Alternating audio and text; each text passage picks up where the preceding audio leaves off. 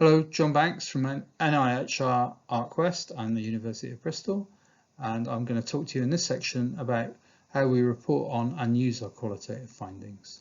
There are three main areas in which we report our findings, and the first one is academic papers, in which we submit our studies to relevant healthcare journals, who then send our studies out to other academics to comment on, to make recommendations about revisions and whether the paper should be accepted or rejected for publication. The second area is one in which we write reports. These tend to be for the people who funded our studies and or those who collaborated closely with us. And the third area it tends to be briefer documents or briefer web-based publications which focus on the implications for policy from our studies.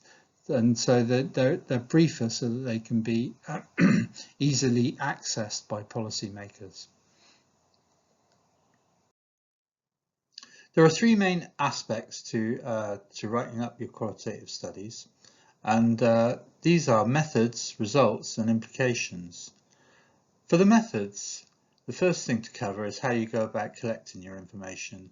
So if you were doing interviews, you might list down here how people were identified, how people were contacted. It's important to show that people weren't coerced into participation. Then you've moved on to showing how you analysed your information.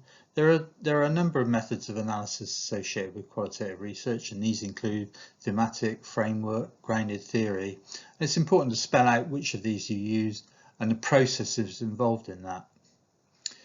It's also good to show if you had any planned deviations from your original research plan. So for example, if you were going to talk to doctors and patients, but you only managed to recruit patients, then it's important to document that. That could be a limitation of the study. It doesn't necessarily invalidate it, but it's important to show any changes of plan like that.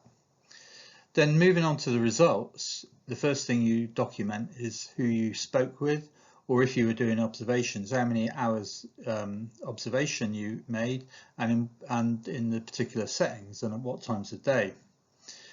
Then you can go on to document your main results, and this would generally involve heading up your themes, using headers for your themes, and then some explanatory text, and illustrating the explanatory text with some quotes from your data, or from, if you were doing observations, that might constitute, you might draw on your field notes to illustrate your themes.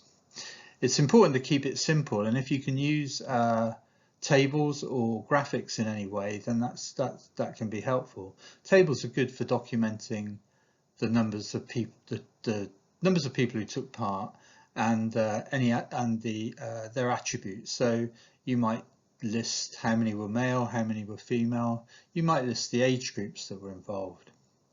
For linking the themes together, you can use things like mind maps or just graphics that show the directions of just how the directions of flow between the themes. So how one theme relates to another. Is there a causal relationship, or are they bidirectional? So then the final section is the implications. So this is important for drawing together your work, summarising the findings, and then reflecting on what this means for practice.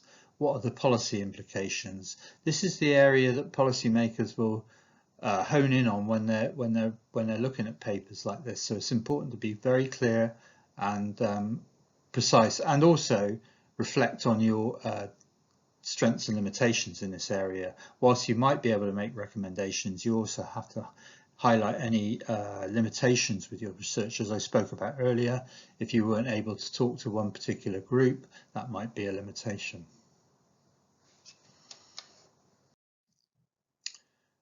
So this is an example of a results section from an academic paper.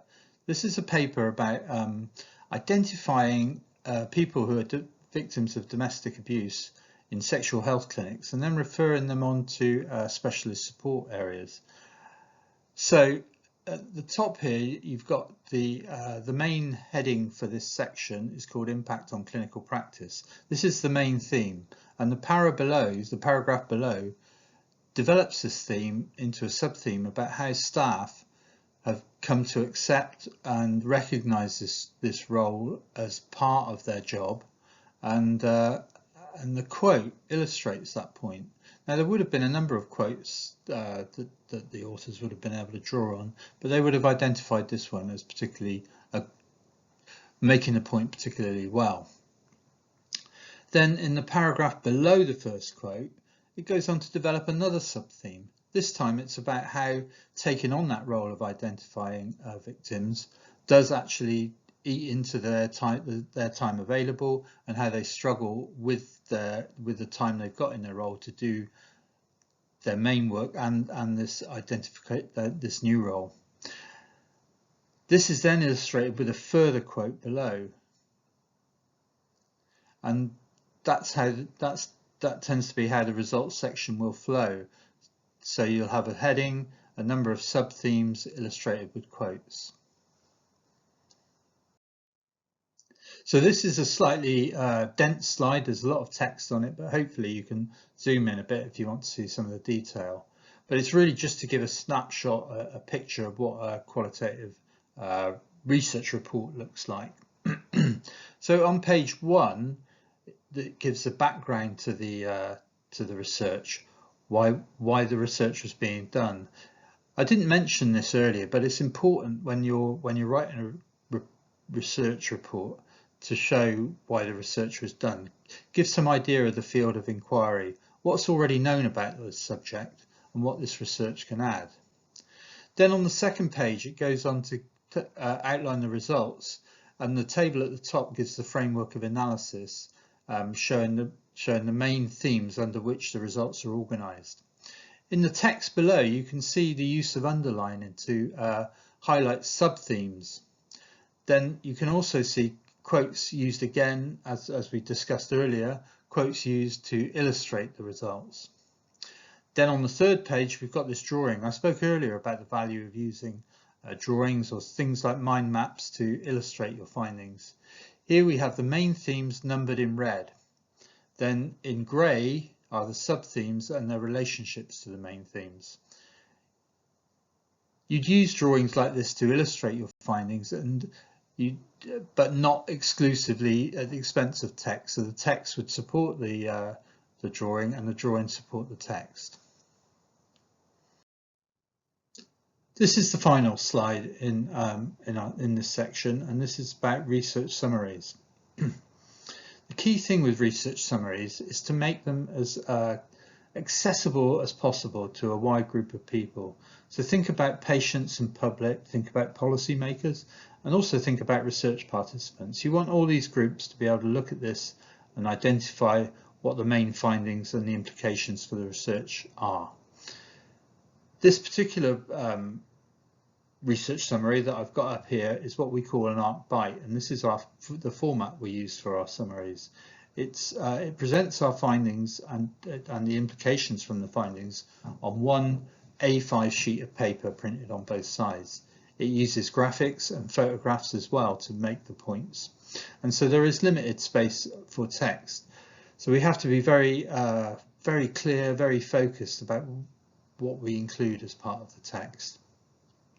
This particular ARC bite is looking at the use of low dead space syringes by drug users. The finding was that these are much safer to use when people are sharing needles. It starts by saying what the purpose of the research was, why it was being done. It goes on to give some brief methodological details, and findings are highlighted using illustrative quotes. It devotes most of its space to highlighting the implications, the policy recommendations associated with the work, and this is the primary aim of the ARC bite and of the research summaries in general.